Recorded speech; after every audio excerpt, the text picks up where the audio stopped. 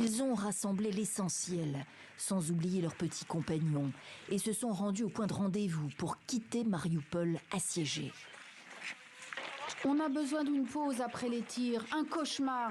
On est resté caché pendant 30 jours dans les caves. Direction Zaporijjia avec son mari, chez sa sœur, dit-elle. Se poser, le désir de tous ici, après l'épreuve. On veut aller chez mon fils, il nous attend. Maman, quand est-ce que tu viens, il me dit. Mais pour les quelques dizaines d'habitants qui ont pu quitter la ville portuaire du sud-est de l'Ukraine sous les bombes russes, le couloir humanitaire annoncé mercredi matin n'a pas fonctionné selon les autorités ukrainiennes. Plusieurs centaines de personnes restent piégées à Marioupol, des civils manquant de vivres et d'eau, retranchés dans la Syrie Azovstal selon Kiev, avec les combattants du 36e bataillon de l'armée ukrainienne, ceux du bataillon Azov et des blessés en nombre. Situation critique, souligne le président Zelensky. Il y a deux façons de débloquer Marioupol.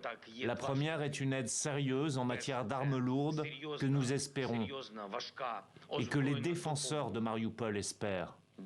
Jusqu'à présent, nous n'avons pas assez d'équipements de ce type. La seconde est diplomatique, mais jusqu'à présent, la Russie n'est pas d'accord.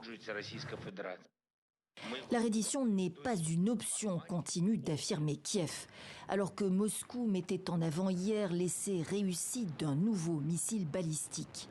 C'est véritablement une arme unique qui va renforcer le potentiel militaire de nos forces armées. De quoi faire réfléchir à deux fois ceux qui essayent de menacer la Russie, ajoute Vladimir Poutine. Un essai de routine qui ne menace pas les États-Unis ni leurs alliés, relativise le Pentagone. Washington est revenu par ailleurs sur sa déclaration de livraison d'avions de chasse à l'Ukraine.